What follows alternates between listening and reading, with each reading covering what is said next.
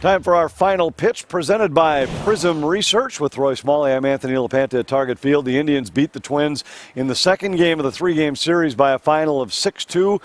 They've squared the series, and maybe more important, the trade deadline has passed, and Minnesota can now focus on baseball. Yeah, some young players are trying to establish themselves, and there's a lot of stuff swirling around in the clubhouse and in their heads, I'm sure. They're all glad that this is behind them. They've still got 2 months of baseball. There's a lot of baseball left, a lot of baseball against these Indians, a lot of baseball in the division. These guys have a lot to play for, to prove to themselves and to the rest of the league and to their fans that they're establishing an organization that's going to be a good one for years to come. The story here tonight was Trevor Bauer out-pitching Kyle Gibson. Each threw well. Bauer went 6 1/3, allowing 2 runs. He earns his 10th win of the season, now a 1.80 ERA in his last 9 starts. Gibson, who had beaten the Red Sox at Fenway his last time out, went 6 strong innings for the Twins, allowing 3 runs. Miguel Sano had another good night at the plate with a double and a walk. And after the game, Paul Molitor talked about the early impressions of Sano upon his return. Just little by little. Hopefully we just keep pushing him forward. I think I had a nice talk with him today. I think he feels good about where he's at. Talked about the work that he's done and what he needs to continue to do. And I think he understands you can't expect it to all come back right away when you haven't seen Major League pitching for, 6, 7 weeks. But the approach will be key, and so far so good.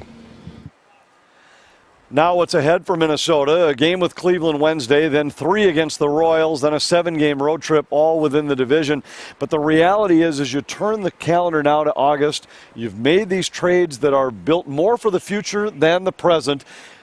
What's the focus of this ball club over these last 2 months? I think every player is going to be focused on what they need to do to get better and better and better every day and be more and more competitive individually and as a team. You've got a lot of young guys out there that thought they were going to take the next step. Everybody thought they would take the next step this year. Hasn't quite happened in the first 2/3 of the season or so. Still has a chance to happen, to finish strong the last 2 months and go into spring training next year feeling really good about who they are and who's important.